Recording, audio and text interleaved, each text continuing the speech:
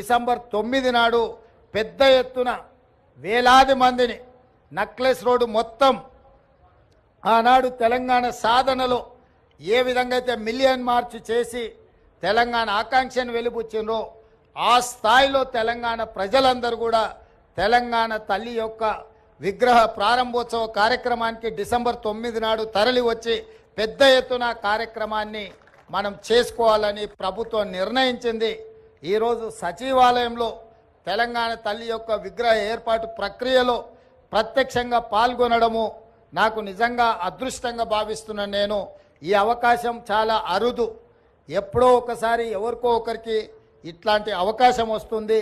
ఈ అవకాశం నాకు రావడం, నా మంత్రివర్గ సహచరులు పెద్దలందరూ ఈ కార్యక్రమంలో నన్ను ముఖ్య అతిథిగా పిలవడం, ఈ కార్యక్రమాన్ని వేద పండితుల సమక్షంలో ఈ కార్యక్రమాన్ని చేసుకోవడం చాలా